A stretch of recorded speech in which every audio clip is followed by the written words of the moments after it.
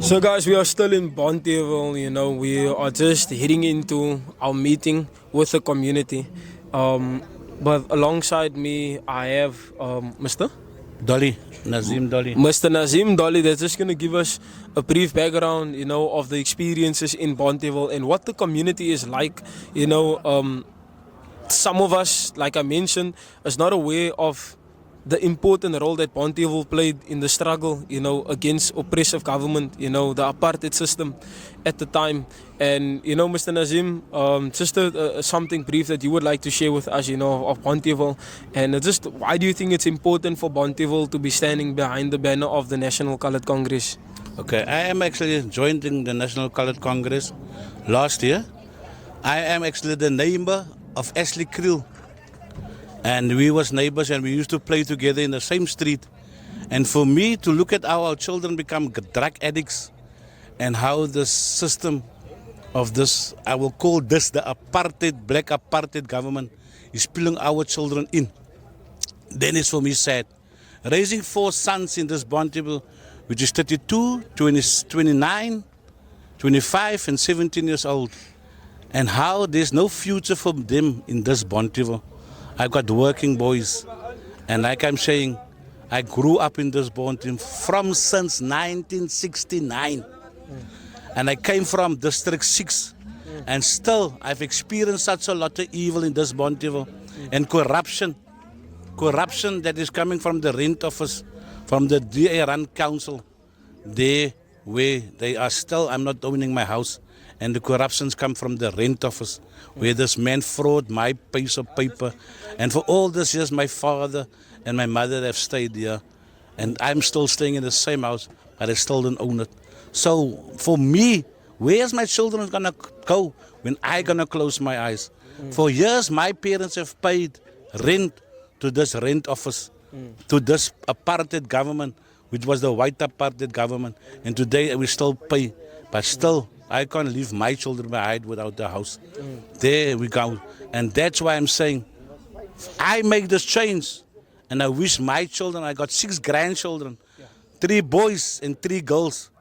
I want them to have a brighter future than we had in apartheid. If I look at how our township is deteriorating for all those years that I'm living here, imagine I live here for over 55 years. Yeah. Imagine. So you're originally from District 6. I'm originally from District 6. And does that mean that you guys were, if I'm speaking under correction, correct me, does that mean that you guys were thrown, also part of the families that was thrown out of District 6, and you guys were thrown in Bontheheuwel in the Forcible Removal Act of 1950, where the apartheid system took you guys out there, demolished District 6 completely, and just threw you here in places like Bontheheuwel? Is that correct? That is deadly correct. Deadly correct. I came here with my mother and father, and imagine I was a boy of 1 year old, nearly 2 years old. And like my mother, my Christian mother, I'm Muslim, and my father was Muslim, and my father married my mother in 1960. And like my mother used to say, I came with your father to this township as a corpse, and he died here in the house where I'm staying today. In 1981, 4 years, and that is still not my house today. And that is what this DA government do to us people. We have to own these houses. If I look at Mitchell's Plains comes behind Bontheheuwel, but how many people owns, and how the city shows there on the TikTok, how do they give the people houses, and still we're not. Yeah, but you see, what they're doing is only for social media, and let me put it out to everyone clearly, is that what they're doing is just, it's like a curtain raiser. They give 20 people a deed of sales, but that is not the reality. There is thousands on the Cape Flats that still don't own their houses. And I'm going to say this to anyone that would like to say anything negative, about our people, that is pleading to government to say that, guys, we should be owning our houses after paying so many years. We have people in places like Manor Manenberg as well that is paying so many years to this government. They don't own anything. You know, they're living in Manenberg. They are not allowed to build in Manenberg. They are not allowed to upgrade their house where they are currently living in, because the house is still under the city of Cape Town. The flats is still under the city of Cape Town. So if it's under the city of Cape Town, then it means that they are the landlords of the houses and of the flats, but yet they are not coming out to maintain the flats. They don't do maintenance on the flats. They don't come in. That is so very true. Am I right? I'm so agreeing with this. I don't know how old is he, but he could have been my son. It's true. I've got a 32-year-old son, right, that moved back to my house, and we put something up here for him. But like I'm saying, I want to give the house to him now because I'm old already. In 2 years' time, I'm going to be 60. Imagine. Where are my grandchildren going to grow up? Where are we? And for all this... And you know, sorry to break your word, you know, in situations like this, guys, what happens is that if the parents pass away, you know what this government does, right? Hulle trek die huise weer in en hulle verkoop die huise weer. Or what they do is that they throw it out on another rental. Or what they do is they promise somebody the house that is on the waiting list, which is wrong, you know, which is totally wrong, you know, because this family lives in the house for so many years. It should be given to them. The title deed should be given to them. There is not only about 100 people, there's thousands and thousands of people that still don't have ownership to their houses. They should be having ownership because this apartheid government, the NP that became the DA, right, it's the same government that threw our people out of their homes in District 6, in Boekab, in Constantia, in Simonstown, in Deep River, in Woodstock, and all those places where our people used to live. They threw us out of their houses into these houses. Why they're not giving ownership to the people here, right? Should we go back and take our property? Then that's against the law. I want to echo this gentleman's words. Like one day, one councillor said of Bontheheuwel, of Ward 50, I don't want to even mention the man's name. He said, you know, we have used to stay in houses in District 6 that was owned by the Jewish people. My grandfather had ground in Claremont. My father was born in Claremont, in Vineyard Road. He had ground there in Claremont, which the Jewish people own now today, which belonged to my grandfather.